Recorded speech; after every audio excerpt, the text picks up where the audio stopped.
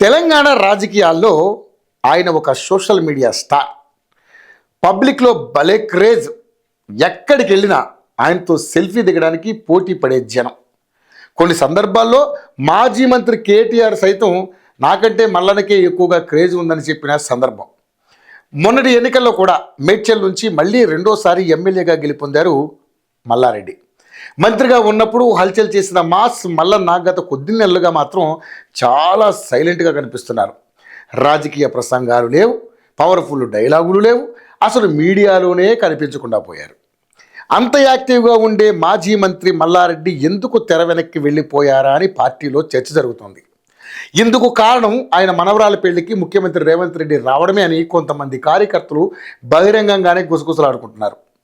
Mallareddy university, Mallareddy కాలేజీలు ఇలా భారీ ఎత్తున విద్యా సంస్థలు ఉన్న మల్లారెడ్డి ప్రభుత్వంతో కొరివి పెట్టుకోవడం ఎందుకా అని సైలెంట్గా ఉన్నట్లుగా తెలుస్తోంది. కాంగ్రెస్ ప్రభుత్వం వచ్చిన మొదట్లో ఆయనే భారతీయ జనతా పార్టీలోకి వెళదామని ఆలోచన కూడా చేసినట్లుగా కార్యకర్తలు అంటున్నారు. అది కుదరక కాంగ్రెస్ కండువా కప్పుకునైనా వ్యాపారాలు కాపాడుకుందాం అనుకుంటే అక్కడ అడ్డుపుల పడిందట. మనవరాలి పెళ్లికి ముఖ్యమంత్రి హాజరు కావడం, పెళ్లి కార్డు పేరుతో ఇటు ఏపీ సీఎం చంద్రబాబు నాయుడును కలవడం, మొత్తానికి మల్లన్న ఏదో సెట్టింగ్ చేసుకున్నారని పార్టీలో గుసగుసలు. అందుకోసమే గులాబీ పార్టీలో ఉన్న ప్రభుత్వానికి వ్యతిరేకంగా ఎక్కడా మాట్లాడకుండా ఉంటున్నారట. అసలు హడావిడి కనిపించలేదట. ఇదిలా ఉంటే బీఆర్ఎస్ పార్టీ కార్యక్రమాల్లో కూడా ఎప్పుడో ఒకసారి కనిపిస్తున్నారు మాజీ మంత్రి మల్లారెడ్డి.